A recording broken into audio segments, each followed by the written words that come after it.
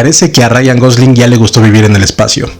Hace 8 años se puso a las órdenes del director Damien Chazelle para interpretar a uno de los héroes de Estados Unidos y en teoría de la humanidad, Neil Armstrong, en lo que considero, si no su mejor actuación, una de las mejores que ha hecho. Creo que ahí llegó a la cúspide actoral para poco a poco venir a la baja. Repito, actoralmente hablando, ya que cualquier película que recuerde después de esa es Ryan Gosling interpretando a Ryan Gosling. Este mes además nos trae Project Hail Mary, perfectamente traducida a nuestro país como Proyecto Fin del Mundo, que además de actuar, también produce. Honestamente, no esperaba nada de este filme. Había visto el tráiler y no se me antojaba, pero ni tantito. Pero debo decir que hasta eso, la película me entretuvo bastante, la disfruté mucho. La pasé muy bien mirándola, está muy bien contada. Debo decir que sí está muy larga, especialmente al final donde te hacen creer que ya va a terminar y tómala, ahí te va más película. Dura 166 minutos, de hecho es la película dentro de la filmografía de Ryan Gosling más larga en la que ha participado. Aunque no debo adelantarme. Vamos con los spoilers. Conocemos al profesor Grace, quien da clases en la secundaria. Todos los alumnos y toda la humanidad están interesados en una sola cosa. El sol está muriendo. Una vez más, como ya lo habíamos visto hace aproximadamente 20 años en la película Sunshine de Danny Boyle. Pero bueno, retomando y siendo aún más específico, los alumnos están más interesados en algo que se denomina la línea Petrova, llamada así en honor a la doctora Irina Petrova, la científica rusa que realizó la primera observación directa de este fenómeno, que es una línea brillante que va del Sol hasta Venus, descubierta mientras investigaban por qué el Sol estaba perdiendo energía. Este fenómeno provocaría que aproximadamente en 30 años el planeta Tierra pues valga madre. Y eso si es que los gobiernos se logran coordinar para poder repartir de manera equitativa los alimentos, cosa que por supuesto no va a ocurrir. Así que hay bastante prisa, no vamos a durar ni 30 años. Esto es realmente importante porque en menos de esas 3 décadas se debe hacer todo.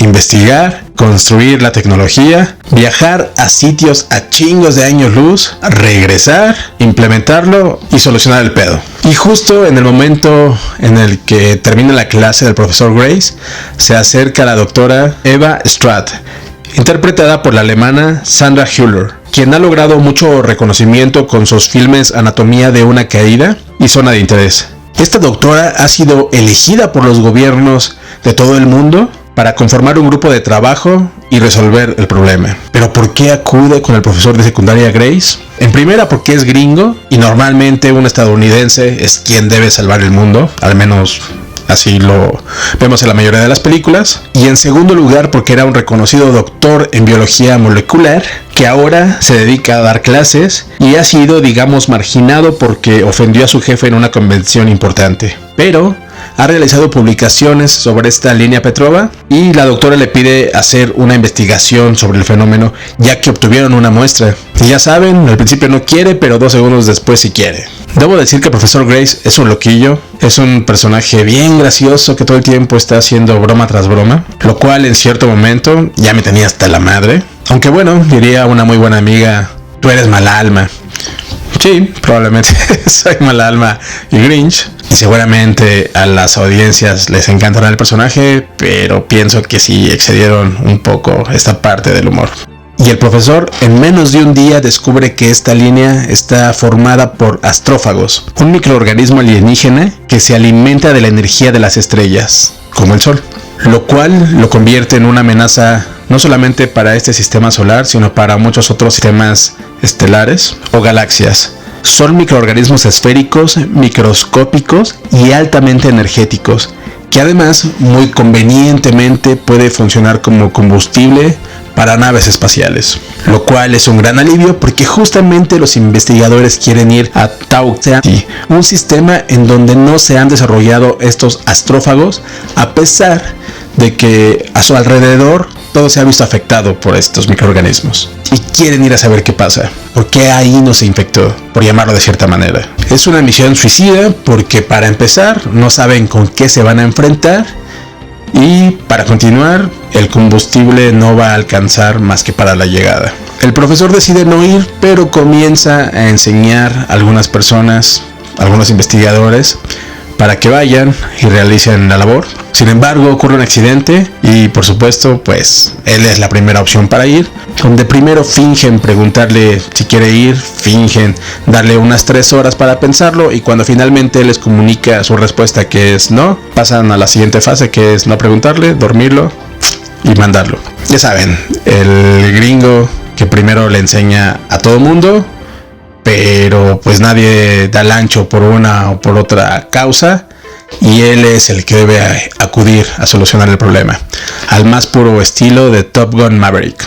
Así que cuando el profesor despierta, ya pasaron como 11 años luz y prácticamente está llegando a Tau Ceti. No va solo, va con un piloto y con una ingeniera, pero descubre que han fallecido durante el traslado. No se sabe exactamente por qué, no se profundizan las causas, pero al parecer no pasa nada, digamos que son prescindibles, porque el profesor tiene las cualidades necesarias para ejercer la labor de ambos. Supongo que en el doctorado en biología molecular les deben enseñar a pilotear naves espaciales, y es una suerte que haya sobrevivido justamente él, porque si hubiera sobrevivido el piloto o la ingeniera, iba a estar más cabrón que se sacaran de la manga, que desarrollaran sus dotes en ciencia, porque aparte de todo no tienen comunicación con la Tierra, no hay nadie que los pueda pues instruir o supervisar, aconsejar de qué es lo que deben de hacer. Tampoco en ningún momento lo vi leyendo un instructivo o un manual, por lo que el profesor Grace es un piloto e ingeniero autodidacta sumamente hábil. Vaya, lo trae en la sangre. Todo esto que les estoy narrando en la película no ocurre de manera lineal. De hecho, tiene una narrativa bastante similar a la película Soy Leyenda, en donde hay varios flashbacks antes de, digamos, la catástrofe, ¿no? En este caso, durante el viaje y mientras él aún se encuentra en la Tierra. Como podrán ver, en la historia se van presentando una serie de obstáculos o problemas, uno tras otro. Sin embargo, en la película esto se va resolviendo con una facilidad que sí me causa ruido, y pues termino por no creérmela. Sin exagerar, por muchos momentos sentí que estaba viendo una película infantil, una película de Disney. Me dio la impresión que este guión se lo robaron al nuevo Pixar, porque el viejo Pixar que hacía producciones más chidas, no. Ya después me enteré que la dirección corre a cargo de Phil Lord y Christopher Miller, quienes hicieron Lego Movie, Lluvia de hamburguesas y una película con un póster muy atractivo que se llama Comando Especial. Y ahí entendí todo. Y espérenme que todavía no hablo de Rocky. Espérenme tantito. Al llegar a Tau Ceti, el profesor Grace está observando la línea de astrófagos cuando nota una silueta que la cubre y se da cuenta que es otra nave espacial. Con sus grandes dotes de piloto se acerca a la nave para investigar un poco más, y está en eso cuando le lanzan un objeto desde esa nave. El primero se le va, pero cuando le lanzan el segundo sí logra capturarlo, logra abrirlo y se da cuenta que es una especie de mapa en donde le están informando que esa nave proviene del sistema estelar 40 Eridani A. El profesor incluye a la Tierra en este mapa y se los lanza de vuelta para que también ellos sepan de dónde proviene él. Y van continuando con esta comunicación hasta que llega un momento en que de esa nave sale un túnel que conecta ambas naves. El profesor Grace lo atraviesa con un traje de astronauta bastante inspirado en el traje de Iron Man. Y al llegar al otro extremo del túnel, del lado de la nave extraterrestre, descubre que hay una criatura que parece como una araña. Digo, si Adam Sandler como astronauta tuvo a su araña, pues Ryan Gosling debe tener la suya. Pero esta es una araña que parece que está formada de roca. El profesor Grace, además de ser un loquillo muy gracioso, también hace bastantes referencias a la cultura pop, como a los villanos de la primera película de Superman, a los Beatles y por supuesto a la película de Rocky, por lo que así bautiza a este ser, en referencia por supuesto a Sylvester Stallone, pero también porque parece que está hecho de piedra. Esta criatura también es bastante chistosilla, imita bastante bien los movimientos del profesor, de hecho hasta como que bailan juntos, imitándose. Hacen sonidos al más puro estilo de encuentros cercanos del tercer tipo. Se ríen juntos, se espantan al mismo tiempo. Es el famoso sidekick, que no es otra cosa que el acompañante del protagonista, cuya función principal es apoyarlo emocional o físicamente. servir como un contraste cómico, racional, inocente, etc. Además de ayudar a desarrollar la historia o revelar aspectos del protagonista. En otras palabras, es una herramienta estructural para humanizar al protagonista y facilitar la empatía del espectador. No es el personaje principal, pero sí es clave en la dinámica narrativa. O sea, prácticamente es asegurar que haya un personaje que te caiga bien. Por ejemplo, en Disney o Pixar suelen caer en 3 arquetipos, que son el leal emocional como tipo Flounder en La Sirenita o Dory en Buscando a Nemo, el cómico como Mushu, Olaf, Timón y Pumba, o el complemento de héroe como lo sería Buzz en Toy Story o Maui en Moana. Y es aquí cuando la película se vuelve más Disney que nunca. Como según el profesor los números son universales, se le ocurre llevar una laptop de su nave y a través de un reloj comienzan a nombrar los números. De este modo va registrando uno a uno los sonidos que Rocky emite y va construyendo o generando un vocabulario que en muy poco tiempo les permite tener conversaciones pues bastante complejas, y de vez en cuando van agregando alguna otra palabra que Rocky dice no conocer o no tener agregada en este vocabulario, pero bueno, ya tienen unas conversaciones bien poca madre. De hecho, hasta el programa que utiliza el profesor le proporciona una voz casi como si estuviéramos escuchando a Stephen Hawking. From the outside, you can't tell what is inside a black hole. Y es así como ambos se dan cuenta que están ahí por el mismo motivo y deciden trabajar juntos en la investigación para salvar ambas estrellas, por consiguiente ambos sistemas y obviamente ambos planetas. Nunca lo hubiera imaginado. Por supuesto, ya conocemos en qué va a terminar esta película, en el que sí debo decir, alerta de spoiler sobre alerta de spoiler. el profesor Grace termina siendo muy feliz como el profesor de una escuela rural en el planeta Eridani. Al más puro estilo que Sarah Connor dice en la última línea de la película Terminator 2, si una máquina, un Terminator, puede aprender el valor de la vida humana, tal vez nosotros también podamos.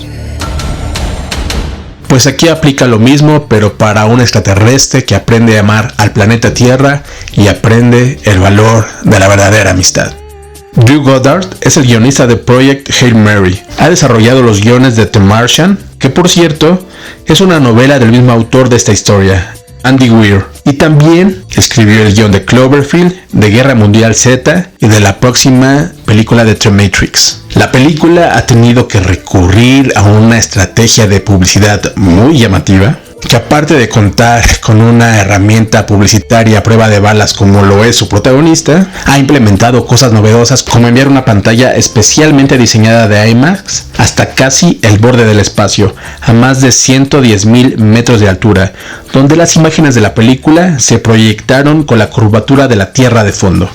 La película es súper palomera, definitivamente es muy entretenida, tiene buen ritmo aunque sí le hubiera cortado a la duración final. Es muy familiar. La verdad es que la fórmula de la película va a la súper segura, no le arriesga pero ni tantito. Por momentos es cursi, tiene un extraterrestre muy sentimental, hay sacrificios, heroísmo. Hay algunos efectos visuales que se ven un poco extraños, como una escena en donde ambas naves están como alineándose y se ve muy raro. Digo, ya sé que no es, pero hasta pareciera como un stop motion. También hay partes de la película que se ven increíbles. Tienes a Ryan Gosling actuando como Ryan Gosling, que por cierto, para que no lo extrañes en el espacio, el próximo año regresa como parte de la saga de Star Wars, en una historia que se llama Starfighter, dirigida por Sean Levy, que ha hecho joyas como La Pantera Rosa, Una Noche del Museo, Free Guy y Deadpool and Wolverine.